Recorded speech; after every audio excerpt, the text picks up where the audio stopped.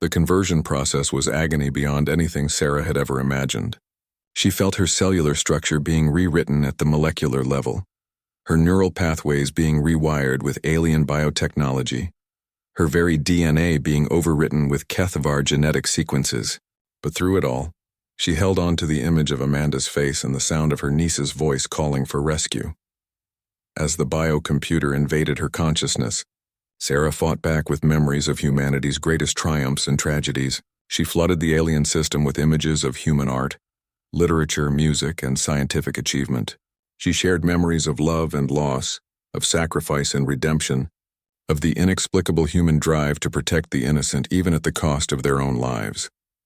The Kethvar biocomputer recoiled from the intensity of human emotion, its logical systems struggling to process concepts like self-sacrifice and unconditional love.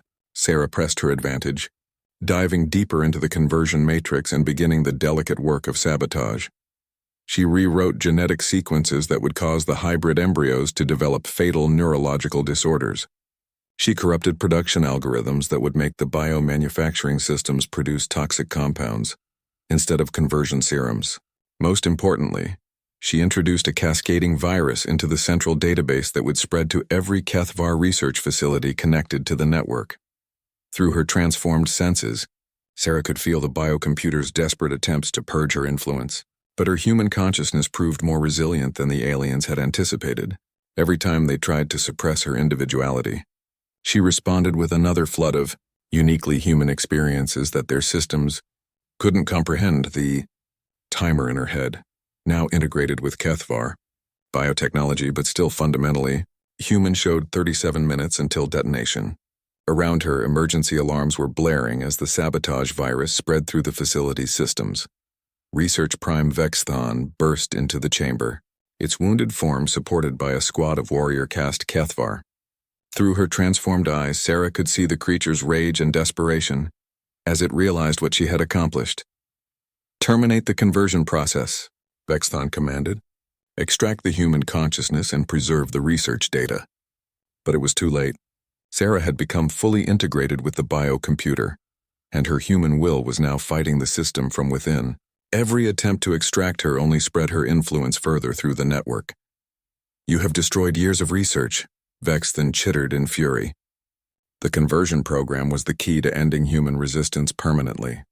Sarah's response came through the facility's communication system, her voice now carrying harmonics that reflected her hybrid nature, but still unmistakably human in its defiance.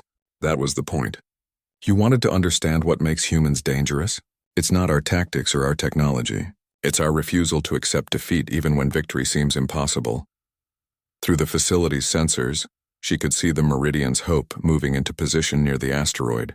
Barnes and his rescue team had successfully evacuated Amanda and the other prisoners, and now they were preparing to retrieve any remaining survivors before the explosives detonated. 22 minutes until detonation, Sarah announced through the communication system. "All human personnel have been evacuated. Kethvar forces should abandon the facility immediately." Vexthon's multiple eyes focused on the biocomputer interface where Sarah's consciousness now resided. "You are no longer human. The conversion process has made you one of us. Why do you continue to resist your new nature?" "Because," Sarah replied, "being human isn't about biology. It's about choice, and I choose to remain who I am regardless of what you've done to my body." As if to prove her point, she activated the final phase of her sabotage program. Throughout the facility, the biomanufacturing systems began consuming themselves, their converted organic components reverting to base proteins and collapsing. The hybrid embryos in their development tanks withered and died as their corrupted genetic sequences failed to maintain cellular cohesion. Most importantly, the virus she had introduced was now spreading through subspace communication channels to every Kethvar research facility in their empire. Within hours, their entire conversion program would collapse as infected systems began producing the same catastrophic failures. 15 minutes until detonation, Sarah announced. "This is your final warning." Vexathon and its warriors fled the chamber, presumably heading for their own evacuation systems. Through the facility's sensors, Sarah watched Kethvar personnel abandoning their research and running for their ships. In the distance, she could see the Meridian's Hope accelerating away from the asteroid, carrying Amanda and the other rescued humans to safety. As the final minutes counted down, Sarah felt a strange sense of peace. Her body had been transformed beyond recognition, but her consciousness remained fundamentally human. She had saved her niece, rescued 17 other prisoners, and dealt a crippling blow to the HFY research program. 5 minutes until detonation, she announced to the empty facility. Sarah Chen, Captain, Colonial Defense Force, mission accomplished. In the last moments before the explosives detonated, Sarah's enhanced senses detected something that filled her with hope. The virus she had introduced into the HFY network was spreading faster than anticipated, reaching research facilities across their empire.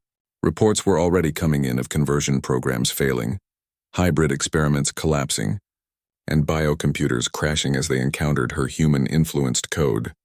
The explosion, when it came, was visible from 3 star systems away. The asteroid research facility was utterly destroyed, taking with it the primary conversion laboratory and research prime Vexton.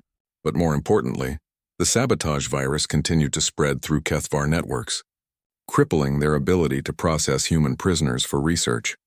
Aboard the Meridian's Hope, Amanda stood at the viewport watching the distant explosion, tears streaming down her young face. She held the emergency beacon Sarah had given her, the device now silent but still warm from her aunt's touch. She did it, Amanda whispered to Dr. Vasquez, who had taken responsibility for the child's care. Aunt Sarah saved us all. In the weeks that followed, reports reached the scattered human resistance forces about massive failures in HFY research programs throughout their empire. Conversion facilities shut down, hybrid experiments collapsed, and the alien systematic study of human psychology ground to a halt as their biocomputers were corrupted by an unexplained virus. The HFY never understood what had destroyed their research program. Their logical minds couldn't comprehend how a single human consciousness could maintain its essential nature, even while being transformed by their most advanced biotechnology. They couldn't grasp the concept of a will so strong that it could turn their own systems against them. But the human survivors understood. They told stories of Captain Sarah Chen, who had walked into hell to save a child and emerged victorious even in death. They spoke of the moment when humanity's greatest strength, their refusal to surrender their essential nature, no matter what horrors they faced, had turned the tide of an impossible war. Amanda grew up carrying those stories, eventually becoming a leader in the human resistance movement. She never forgot the lesson her aunt had taught her in those final moments. Being human wasn't about biology or technology or even survival. It was about the choices you made when everything else was stripped away. And when the final victory came, when the last HFY research facility was destroyed and their empire finally recognized humanity as equals rather than subjects to be studied, Amanda made sure that Captain Sarah Chen was remembered not just as a hero, but as the embodiment of everything that made humanity truly unconquerable. The alien beast had watched humans and tried to understand them through torture and experimentation. But in the end, they learned the most important lesson about humanity from Sarah Chen's final act of defiance. Some things in the universe are too strong to be broken, too resilient to be destroyed, and too fundamentally good to be corrupted. They learned that humanity's greatest weapon was not their unpredictability in battle, but their absolute refusal to lose their souls no matter what price victory demanded. The deep laboratories were a maze of corridors that descended into the asteroid's core, each level showing progressively more advanced and disturbing HFY biotechnology. Sarah moved through them with the predatory silence she'd learned during her combat pilot training, avoiding the search parties that scoured the upper levels looking for the escaped prisoners. The air grew thicker as she descended, heavy with the organic smell of HFY biosystems and something else, something that reminded her of the cloning facilities she'd seen on the outer colonies. Through transparent walls, she caught glimpses of laboratories where the true horror of the HFY research program was taking shape. In one chamber, rows of cylindrical tanks held what appeared to be human embryos in various stages of development. But these weren't normal human children. Their neural systems had been modified with HFY biotechnology, creating hybrid creatures that would possess human creativity and intuition while being susceptible to HFY mental control. In another lab, Sarah saw something that made her blood run cold. Adult humans were suspended in fluid-filled chambers, their bodies partially dissolved and rebuilt with alien tissue. Their faces still held traces of human features, but their eyes were the compound structures of Kethavar's sensory organs. When they saw her through the transparent walls, they began chittering in the alien language while their mouths tried to form human words. "The converted ones," a voice said behind her. "Our greatest achievement in bridging the gap between species." Sarah spun around to find herself facing a creature that was neither fully human nor Kethavar.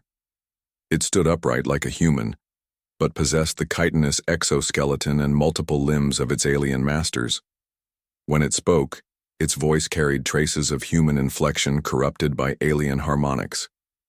"I was once like you," the hybrid continued. "Captain Maria Santos of the Colonial Defense Force. I commanded a destroyer squadron before my capture 6 months ago. Now I serve Research Prime Vexthan in understanding the conversion process."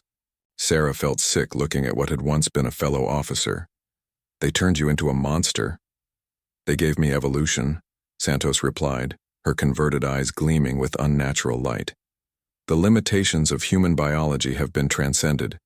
I retain all my strategic knowledge and tactical creativity, but I am no longer burdened by human emotional weaknesses." "You're a slave," Sarah said flatly. "I am optimized," Santos corrected. "And soon all of humanity will share this gift." The Kethavar have perfected the conversion process. Within days, the first production facility will become operational. Thousands of humans will be converted each week until your entire species has been elevated to serve the greater purpose. Through the laboratory's viewport, Sarah could see the scale of the operation. Massive biomanufacturing systems were being prepared for what could only be described as industrial-scale conversion of human prisoners. If this facility became operational, it would process every human refugee they could capture. "The timer in my head shows 1 hour and 43 minutes, Sarah said, checking her internal chronometer. "In less than 2 hours, this entire facility will be reduced to cosmic dust." Santos tilted her hybrid head, processing this information with inhuman speed. "Explosives. A crude but effective strategy. However, you underestimate Kethavar defensive capabilities. The deep laboratories are protected by containment fields that could survive a direct asteroid impact." Sarah's heart sank. If the conversion research survived the explosion, the Kethavar could rebuild their program elsewhere. All of her sacrifice would be meaningless. "But there is another option," Santos continued.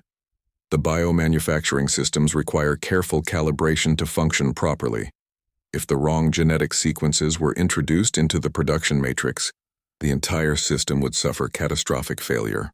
"Why are you telling me this?" Sarah asked suspiciously. "Because I retain enough human curiosity to wonder whether your species' legendary unpredictability extends to individual sacrifice scenarios," Santos replied. "The conversion process requires direct interface with the central biocomputer. Anyone attempting sabotage would be absorbed into the system and converted in real time. Their consciousness would remain intact throughout the process, experiencing every moment of their biological transformation." Sarah looked at the hybrid creature that had once been a human officer and understood what she was being offered: a chance to destroy the Kethavar conversion program at the cost of her own humanity. "Where's the central biocomputer?" she asked. Santos gestured toward a heavily secured corridor that led deeper into the asteroid. 3 levels down. The interface chamber is heavily guarded, but I could provide you with access codes. Why would you help me destroy your master's research?" "Because," Santos said, and for just a moment her voice carried an echo of human pain, "they haven't completely eliminated human curiosity from my psychology. I want to see if you can accomplish what I could not." Sarah studied the hybrid's face, looking for traces of deception, but she realized it didn't matter. Even if this was a trap, she couldn't let the conversion program succeed. Too many human lives depended on stopping it here. "Give me the access codes," she said. Santos provided a complex series of bio-authentication sequences that would grant access to the central biocomputer. As Sarah memorized the information, she heard the sound of approaching Kethavar forces. They had finally tracked her to the deep laboratories. One final piece of advice, Santos said as plasma rifle fire echoed through the corridors. The biocomputer will attempt to preserve your consciousness during conversion. If you maintain focus on your human memories, particularly emotional attachments, you may retain enough individual will to complete the sabotage. Sarah nodded her thanks and headed toward the secured corridor. Behind her, Santos began calling out in Caithvar to the approaching soldiers, presumably giving them false information about Sarah's location. The interface chamber was exactly as Santos had described, a massive sphere filled with biocomputing systems that pulsed with their own organic rhythms. At its center was a neural interface chair that would allow direct connection to the Caithvar conversion matrix. Sarah approached the chair with steady steps, thinking about Amanda's face and the other prisoners who had depended on her for rescue. The timer in her head showed 1 hour and 18 minutes until detonation.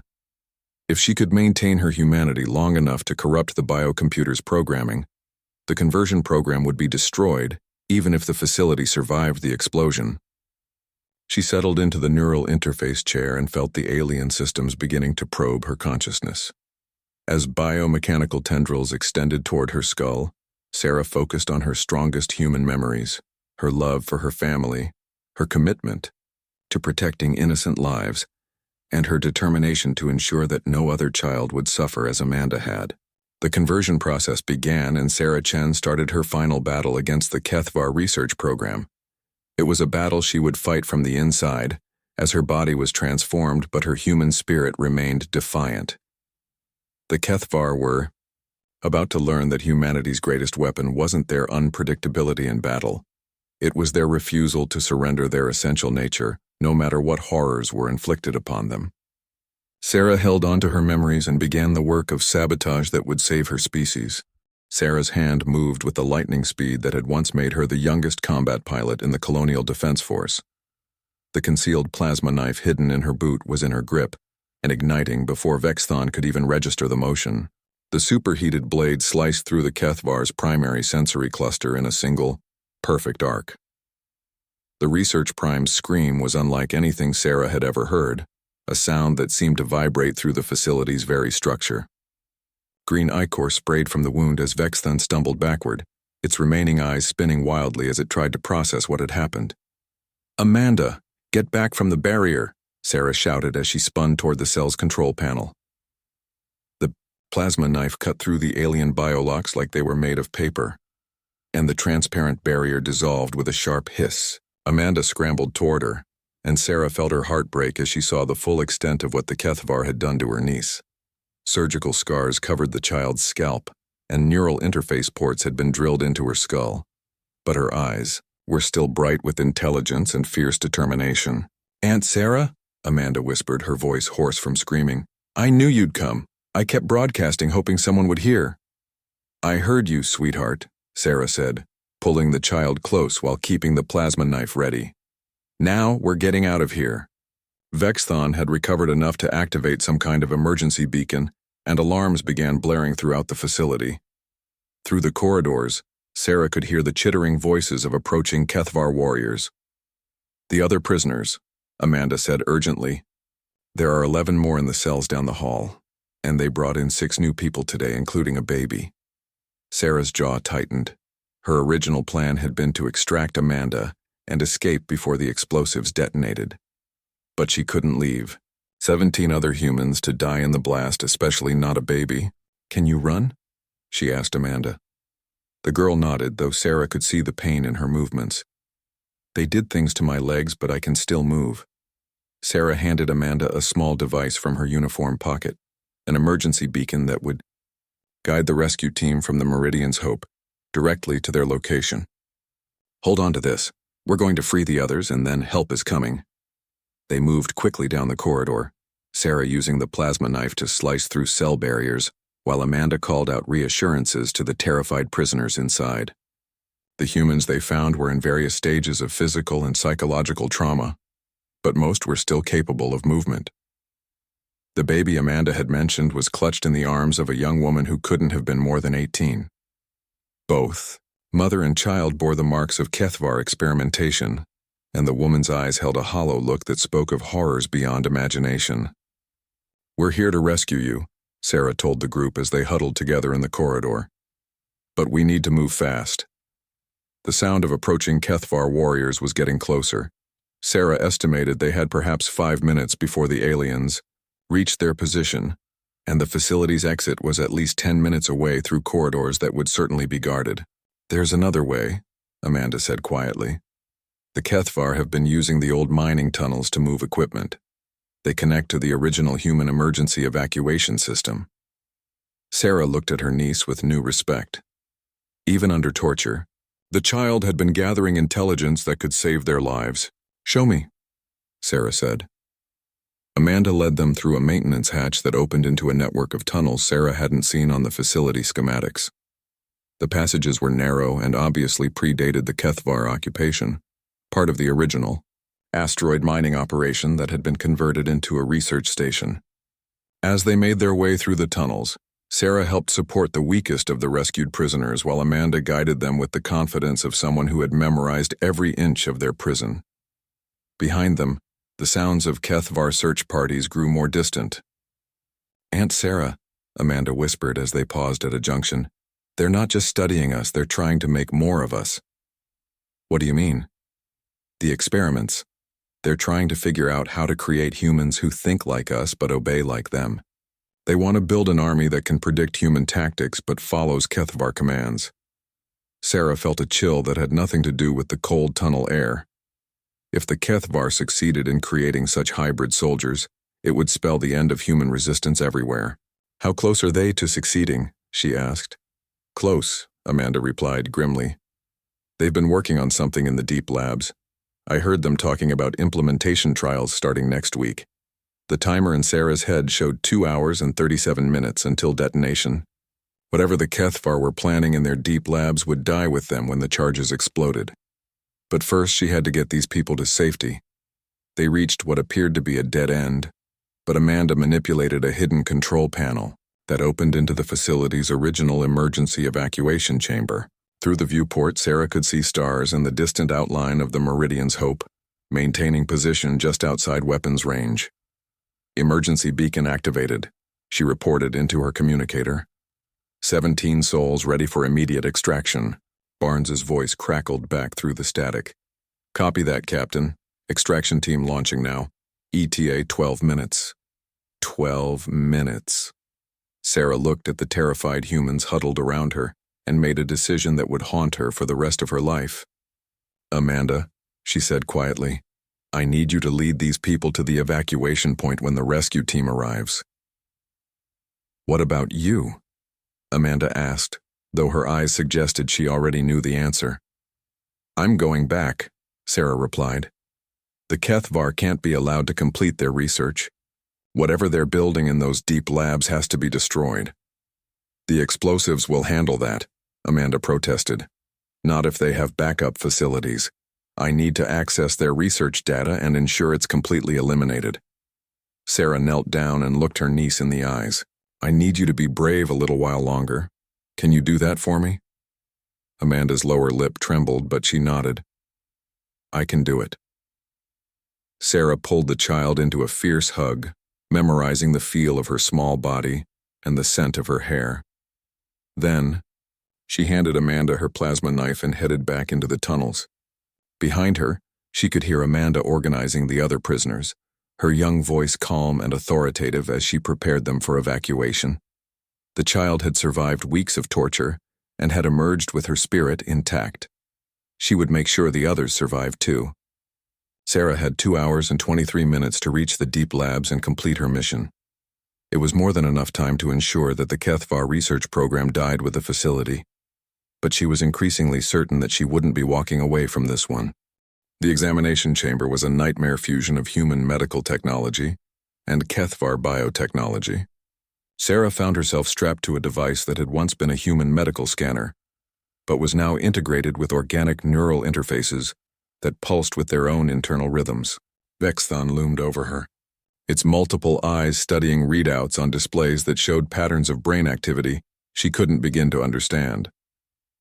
The preliminary scans are most interesting, the research prime commented. Your neural patterns show significant stress indicators.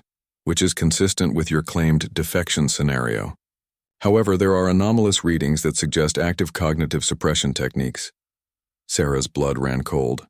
The neural scrambler hidden in her collar was supposed to be undetectable to Kethvar sensors, but clearly their technology was more advanced than human intelligence had estimated.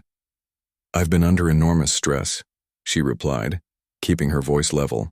"Leading a refugee ship for 3 months while being hunted by your forces tends to affect one's mental state."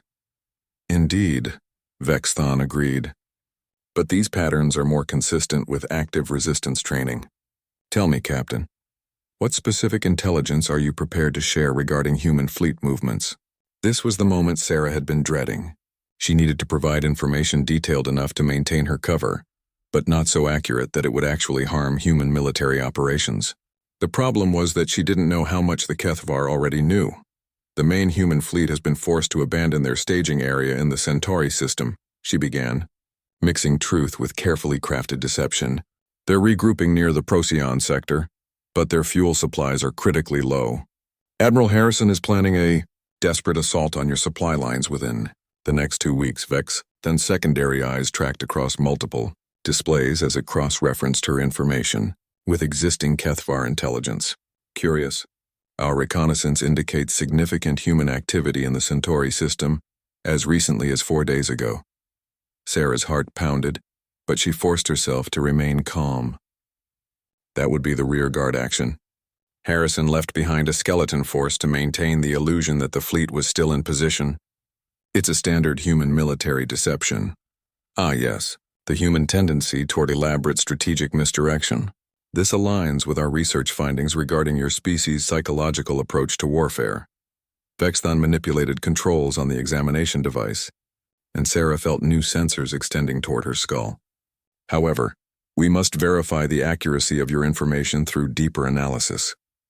The neural probes touched her temples, and immediately Sarah felt an invasive presence attempting to burrow into her thoughts. The neural scrambler worked frantically to maintain her mental barriers, but she could feel it struggling against the alien technology. Pain lanced through her skull as the Kethvar probes encountered the scrambler's interference patterns. Vexthon's compound eyes widened with what Sarah interpreted as surprise and interest. "Most fascinating," the research prime murmured. "You are employing some form of technological neural shielding. This suggests a level of premeditation inconsistent with a spontaneous defection scenario." Sarah gritted her teeth against the pain and tried to think fast. Her cover was blown, but she still had over 4 hours before the explosives detonated. She needed to buy time and somehow locate Amanda. "The shielding isn't technological," she lied. "It's a meditation technique taught to senior human officers. We call it mental compartmentalization. It's designed to protect critical information even under torture." Intriguing. Vexathon increased the intensity of the neural probes, and Sarah bit back a scream as white-hot pain shot through her brain. If this is indeed a learned psychological technique, it would represent a significant advancement in human mental discipline. We must examine this phenomenon in detail. Through the agony, Sarah heard the sound of approaching footsteps. A smaller Kethvar entered the chamber and engaged in rapid chittering communication with Vexthon. The universal translator struggled with the speed of their exchange, but Sarah caught fragments about new specimens and collection complete. Vexthon turned back to her, its eyes gleaming with predatory satisfaction. "It appears we have acquired a fresh group of human subjects for comparison purposes. Your timing is fortuitous, Captain. You will have the opportunity to observe our research methods firsthand." The neural probes retracted, giving Sarah a moment's relief from the pain, but her heart sank as she realized what the Kethvar's words meant. They had captured more humans, probably from another refugee ship that had responded to Amanda's distress calls. "Where are you keeping the other prisoners?" she asked, trying to sound like a collaborative informant rather than a desperate rescuer. "In the containment levels below us," Vexthon replied casually. "We maintain specimens in various stages of the research process. Some are in initial evaluation phases, others are undergoing active experimentation, and a few are in final analysis stages." Sarah knew what final analysis meant in Kethvar terminology, and she felt sick thinking about Amanda and the other children being subjected to such horrors. But she also recognized an opportunity. "I'd like to observe your research methods," she said. Understanding how you study human psychology could help me provide more useful intelligence about military decision-making processes. Vexthon tilted its massive head, considering her request. An intriguing proposal. Direct observation of our methods would indeed allow you to better contextualize your information. However, human subjects often display extreme psychological distress when confronted with our research procedures. Are you prepared for such an experience? I've seen combat, Sarah replied grimly. I can handle whatever you show me. Very well. We shall conduct a brief tour of the research levels before returning to complete your evaluation. Vexthon released her restraints and gestured toward the chamber's exit. I trust you understand that any attempt at escape or sabotage would be futile. As they made their way toward the containment levels, Sarah tried to memorize every detail of the facility's layout. The corridors here were more heavily modified with HFY biotechnology, and she could see organic security systems that tracked their movement with clusters of eye-like sensors. They descended through several levels, each one showing progressively more advanced integration of alien technology. Finally, they reached what had obviously once been the facility's storage area, but was now converted into a series of holding cells and research chambers. The sounds hit Sarah first. Screams, sobs, and pleas for mercy in half a dozen human languages. Then came the smells. Blood, fear, sweat, and something medicinal that reminded her of hospital disinfectant. As they passed the first row of cells, she saw humans in various stages of the HFY research process. In one cell, an elderly man sat rocking back and forth while staring at his hands, which had been replaced with some kind of mechanical appendages. In another, a woman who couldn't have been older than 25 was connected to a machine that was apparently mapping her nervous system in real time. She was conscious and screaming. Each subject provides unique data regarding human physiological and psychological responses, Vexthon explained, with the detached tone of a lecturer. We have found that conscious subjects provide superior neural activity patterns, so we maintain awareness throughout most procedures. Sarah clenched her fists, fighting the urge to attack the creature beside her. She had to remember her mission. Find Amanda, get her to safety, and ensure that this facility would never torture another human being. They turned a corner and Sarah's heart nearly stopped. There, in a cell barely large enough for an adult, sat a small figure huddled in the corner. Even in the dim lighting, she recognized the dark hair and delicate features of her brother's daughter. Amanda looked up as they approached, and Sarah saw intelligence and defiance burning in the child's eyes, despite everything she had endured. The girl's clothes were torn and stained, and Sarah could see evidence of medical procedures on her exposed arms and legs. One of our most interesting specimens, Vexthon noted, following Sarah's gaze. This juvenile has displayed remarkable psychological resilience despite extensive testing. She continues to broadcast intelligence about our operations, apparently believing that rescue is possible. Amanda's eyes met Sarah's through the cell's transparent barrier, and for just a moment Sarah saw recognition flicker across the child's face. But Amanda was smart enough not to react visibly. What kind of testing have you performed on her? Sarah asked, her voice carefully neutral despite the rage building in her chest. Neural mapping, pain response analysis, psychological stress evaluation, and preliminary surgical exploration of her developing brain structures, Vexthon replied casually. Juvenile subjects provide unique insights into human neural development patterns. Sarah looked at her niece, at the evidence of torture written across the child's small body, and felt something fundamental shift inside her. The careful plan, the strategic thinking, the measured approach to rescue, all of it burned away in the face of pure, incandescent fury. The timer in her head showed 3 hours and 12 minutes until detonation. But Sarah Chen was done waiting. The small shuttlecraft Defiance detached from the Meridian's Hope with barely a whisper of displaced air. Sarah sat alone in the pilot's seat, her hands steady on the controls despite the magnitude of what she was about to attempt. Behind her, carefully concealed within the shuttle's modified cargo compartments, were enough explosive charges to turn the HFY research facility into cosmic debris. Meridian's Hope to Defiance. Park's voice crackled through the communications system. Final systems check, Captain. Sarah ran through her instrument panel one last time. Everything was green. The shuttle's transponder had been modified to broadcast HFY identification codes that Barnes had extracted from captured enemy equipment months ago. The fabricated distress signal was ready to transmit. And most importantly, the neural scrambler hidden in her uniform collar was active. It would prevent the Kethvar from conducting deep telepathic scans that might reveal her true intentions. All systems nominal, she reported. Begin countdown to transmission. Through the viewport, the asteroid research facility grew larger as she approached. Up close, she could see the extent of the Kethvar modifications. What had once been a human scientific outpost now bristled with alien technology. Sensor arrays that pulsed with bioluminescent light, weapon platforms that tracked her shuttle's approach, and docking bays that had been reshaped to accommodate Kethvar vessels. Transmission in 3, 2, 1. Mark. Sarah activated the emergency beacon and began, broadcasting her carefully rehearsed message. This is Captain Sarah Chen of the human vessel. Meridian's Hope, I am requesting immediate sanctuary and offering to provide strategic intelligence about human fleet movements in exchange for protection from Kethvar forces. The response came within minutes, exactly as Dr. Vasquez had predicted. The Kethvar were intensely curious about human defectors, particularly those in command positions. They would want to study her motivations, her decision-making processes, and most importantly, her knowledge of human military tactics.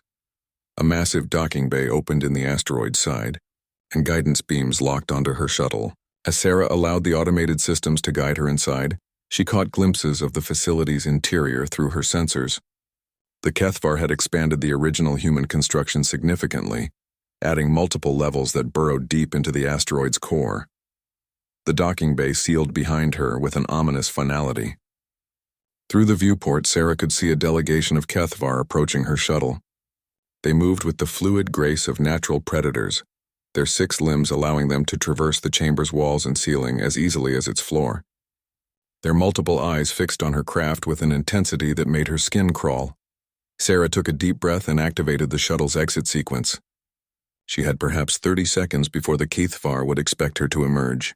In that time, she needed to activate the hidden charges timing systems and prepare herself mentally for what was to come. The explosives were set for a 6-hour delay, enough time for her to locate the prisoners and hopefully find a way to get them to safety, but not so long that the Kethvar might accidentally discover them during routine scans. She input the activation code with steady fingers, then checked her sidearm one final time.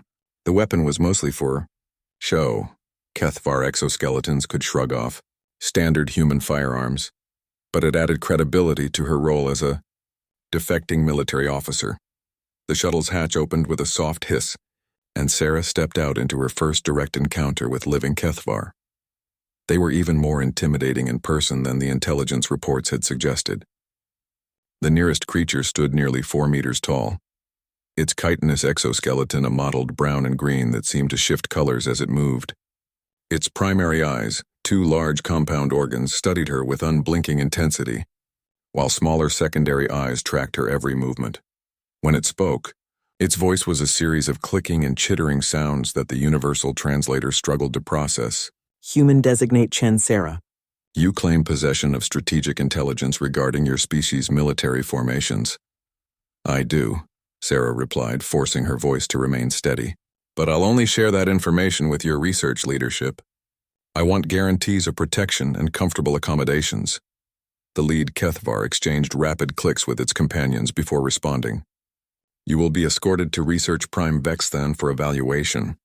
Your vessel will be examined for weapons and tracking devices. Sarah nodded, having expected this. The shuttle's weapon systems had been removed, and any tracking devices would be discovered and destroyed within hours. She had counted on this. The Meridian's Hope would be long gone by the time the Kethvar realized they'd been deceived. As the delegation led her deeper into the facility, Sarah memorized every detail of the layout. The corridors were a mixture of human engineering and Kethvar biotechnology, with organic-looking conduits snaking along the walls beside traditional electrical systems. Emergency airlocks were marked in both human and Kethvar symbology, and she noted the locations of what appeared to be security checkpoints. They passed several chambers with transparent walls that offered glimpses into the facility's dark purpose. In one room, A human male in his 30s was strapped to an examination table while Kethvar researchers prodded at his exposed brain tissue with instruments that pulsed with their own internal light. The man was conscious and screaming. Sarah forced herself to keep walking to show no reaction that might compromise her mission. But she marked the location in her memory and added another name to the list of people who would be avenged before. This day was over. Your species fascinates us, the lead Kethvar commented as they continued through the corridors. You display battlefield behaviors that contradict all logical tactical doctrine. Yet you achieve victory through methods that should result in catastrophic failure. We seek to understand this phenomenon. Human unpredictability is our greatest asset, Sarah replied, playing her role. But it's also our greatest weakness. It makes us unreliable allies and dangerous enemies. Indeed, this is why specimens such as yourself are invaluable. A human who recognizes the futility of resistance and seeks accommodation with superior forces provides insight into the psychological mechanisms that drive your species' irrational behaviors. They arrived at what had once been the facility's main laboratory, but was now clearly the Kethvar Command Center. Banks of alien biocomputers lined the walls, their surfaces pulsing with neural activity. At the center of the room stood the largest Kethvar Sarah had ever seen, nearly 5 meters tall, with elaborate markings on its exoskeleton that suggested high rank. Research Prime Vexthan, the escort announced. I present human designate Chen Sarah, claiming possession of strategic military intelligence. Vexthan approached with movements that seemed almost casual, but Sarah could sense the predatory intelligence behind its multiple eyes. When it spoke, its voice was deeper and more resonant than the others, and the universal translator rendered its words with an oddly formal cadence. Captain Chen, your arrival presents an interesting opportunity for our research. We have been studying human psychological responses to captivity and interrogation, but we have had limited access to subjects with command-level decision-making experience. I'm here voluntarily, Sarah reminded it. I expect to be treated as a cooperative informant, not a test subject. Of course, Vexthan replied, but Sarah caught the subtle harmonic undertones that the translator interpreted as amusement. However, our cooperation must be verified through standard evaluation procedures. You understand the necessity of confirming that your offer of defection is genuine and not some form of deception? Sarah felt a chill run down her spine. The Kethvar clearly had experience with human deception attempts. But she was committed now, and the timer on her explosives was already counting down. I understand, she said. When do we begin? Immediately, Vexthan responded. We have prepared a comfortable examination chamber where you can share your intelligence while we conduct non-invasive scans to verify your sincerity. As they led her toward another section of the facility, Sarah caught a glimpse of a corridor that led downward into the asteroid's depths. According to Amanda's intelligence reports, that was where the prisoners were being held. The timer in her head continued its relentless countdown.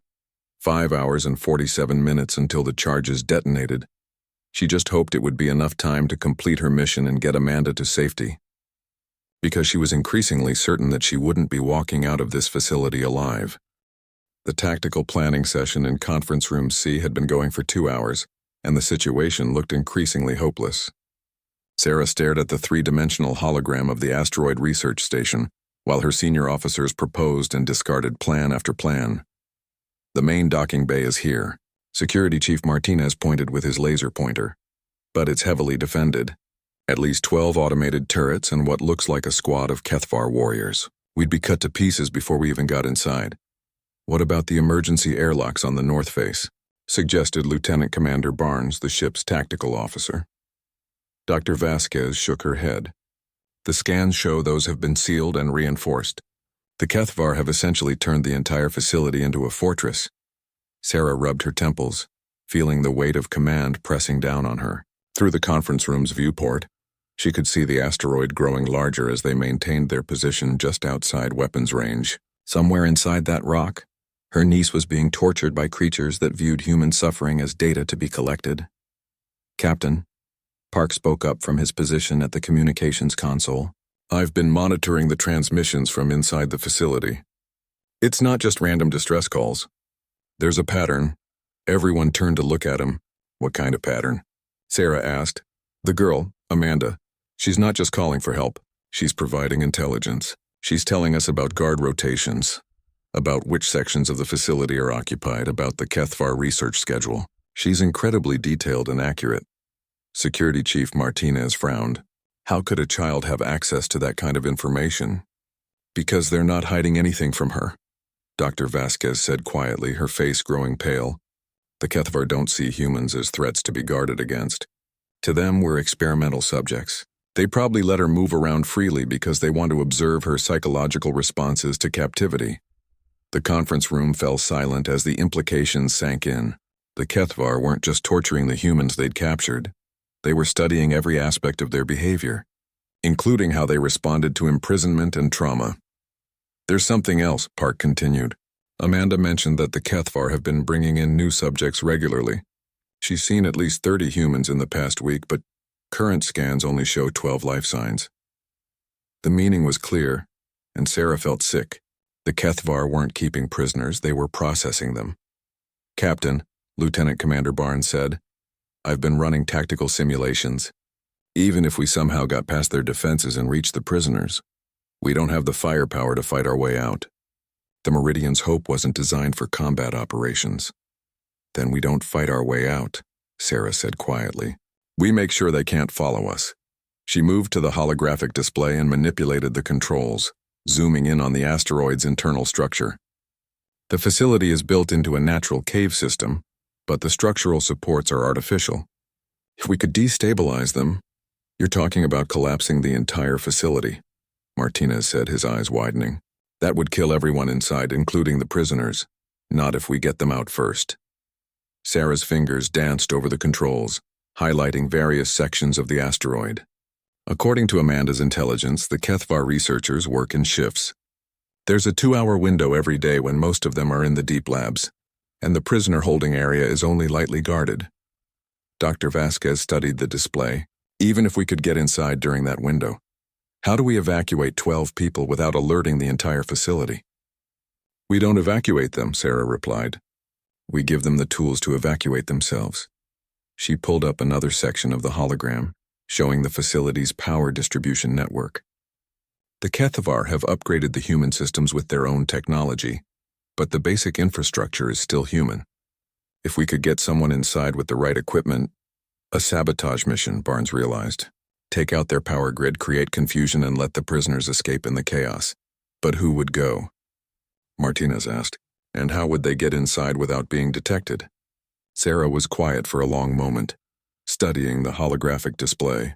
Finally, she spoke. The Kethvar have been capturing humans for research. What if they thought they were getting a voluntary subject?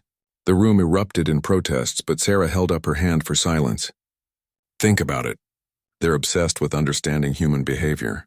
If someone approached them claiming to be a defector, offering to provide information about human military tactics in exchange for better treatment, they'd want to study them. Dr. Vasquez finished, understanding dawning in her eyes. They'd bring them inside for interrogation and analysis. It's suicide, Martinez declared. Even if they believed the deception, they'd still conduct their experiments. We've seen what they do to prisoners. Not necessarily, Sarah countered. Amanda's transmissions indicate that they keep valuable subjects alive longer. If someone convinced them they had critical intelligence about human military operations, I'll do it, Barnes volunteered immediately. No, Sarah shook her head. It has to be someone they'd believe has access to high-level strategic information. Someone whose capture would be a significant intelligence coup. The realization hit them all at the same moment. Martinez was the first to voice it. Captain, you can't be serious. You're talking about walking into a Kethvar research facility and hoping they don't kill you immediately. I'm talking about saving 12 human lives, including a 10-year-old girl who happens to be my niece. Sarah replied firmly. And I'm talking about gathering intelligence on Kethvar research methods that could save thousands more lives down the line. There has to be another way. Dr. Vasquez insisted. Show me one, Sarah challenged. We've been running simulations for 2 hours. Every direct assault scenario ends with the Meridian's hope destroyed and the prisoners dead. This is the only plan that has even a chance of success. Park looked up from his console. Captain, I'm receiving another transmission from Amanda. She says the Kethvar are preparing to begin what they call final phase testing tomorrow. After that, he didn't need to finish. Everyone in the room understood that final phase testing was Kethvar, terminology for the experiments that invariably ended in the subject's death. Sarah straightened her shoulders and looked around the table at her officers. These people had followed her through 3 months of running and hiding, had trusted her to keep them alive when the rest of human civilization crumbled around them. Now she was asking them to trust her one more time. "We have 18 hours to prepare," she announced.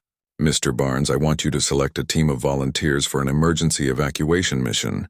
The moment my signal cuts out, you breach the facility and extract any survivors you can find.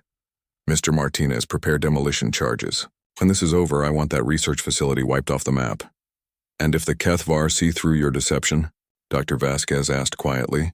Sarah met her eyes steadily. "Then you run. Take the refugees and find somewhere safe. Don't let my death be meaningless." As the meeting broke up and her officers dispersed to their tasks, Sarah remained behind, staring at the holographic representation of the asteroid. Somewhere inside that rock, Amanda was waiting for rescue, still broadcasting her desperate intelligence reports. Sarah had never told anyone aboard the Meridian's Hope that she had family among the missing.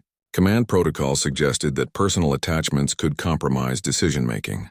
But as she watched the asteroid slowly rotate on the display, she knew that personal attachment was exactly what gave humans their greatest strength. The Kethvar would learn that lesson soon enough.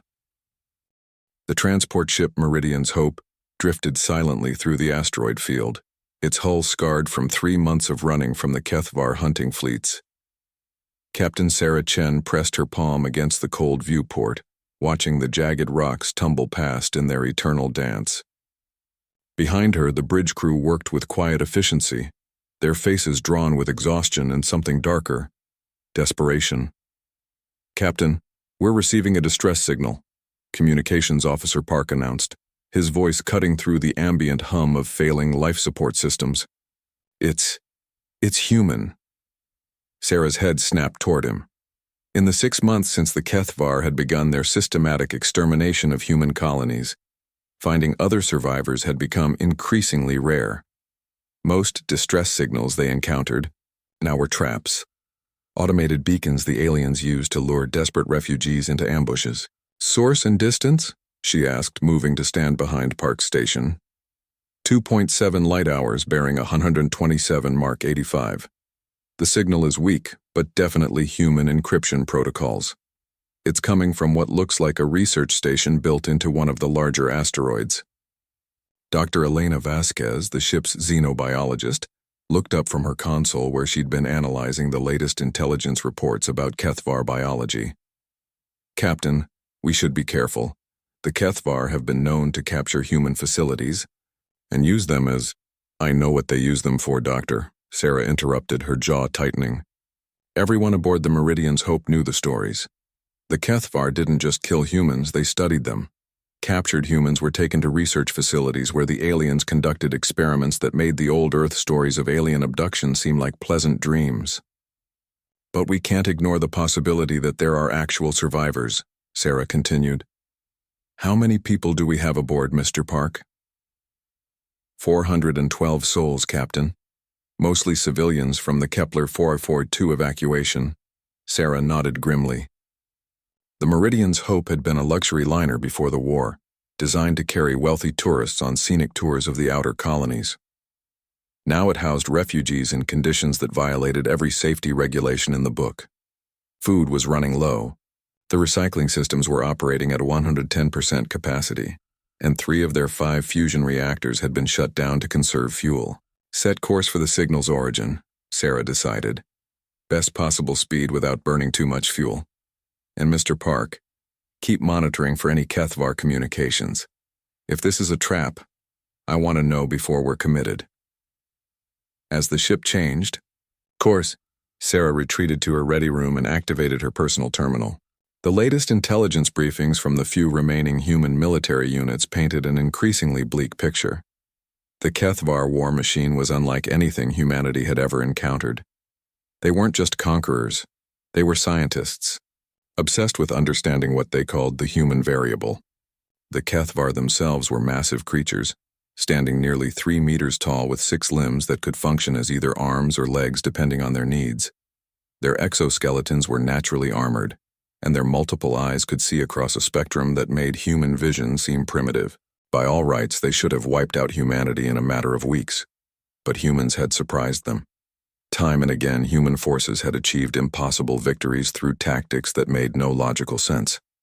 A single human soldier would charge a Cathavar position that should have been suicide, only to somehow emerge victorious. Human ships would make desperate maneuvers that should have resulted in their destruction, yet they'd break through enemy lines and escape. The Cathavar had become obsessed with understanding this phenomenon. They captured humans not just for interrogation, but for detailed biological and psychological analysis. They wanted to isolate whatever it was that made humans so unpredictably dangerous. Sarah had seen the aftermath of their research firsthand when her ship had responded to a distress call from the mining colony on Titan's Rest.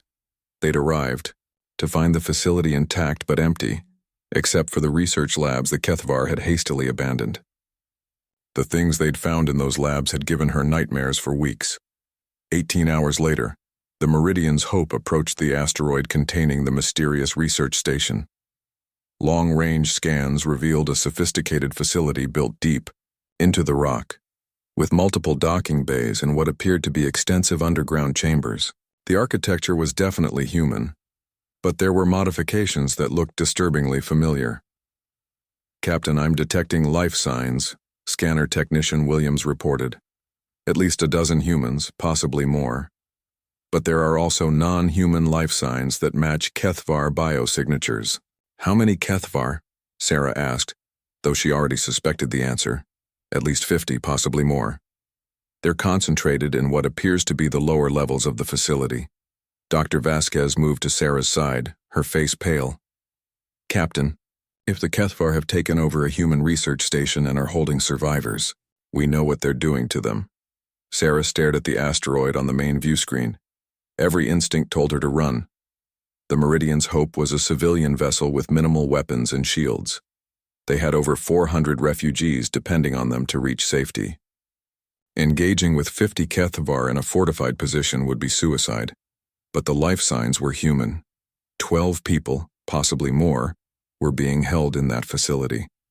And if the Cathavar research patterns held true, those people were experiencing horrors that made death seem merciful. "Captain," Park said quietly, "we're receiving another transmission. It's a young girl. She's asking for help." The bridge fell silent except for the hum of the ship's systems. Sarah closed her eyes for a moment, weighing the lives of 12 unknown humans against the 400 refugees under her protection. It was an impossible choice, the kind that had no right answer. Then she heard it, a faint voice crackling through the communication system. A child, no more than 10 or 11 years old, speaking in desperate whispers. "Please, if anyone can hear this. They're hurting us. They're doing things to us and we can't. Please, someone help us. My name is Amanda Chen and I'm scared and I just want to go home." Sarah's blood turned to ice. Chen, the same last name as her own. In the chaos of the evacuations, family members had been scattered across dozens of ships. She'd lost track of her brother and his family when the Kepler 442 colony was attacked. Amanda Chen. It couldn't be her niece. The universe wasn't that cruel. But as the child's voice continued to plead for rescue, Sarah knew with absolute certainty that it was.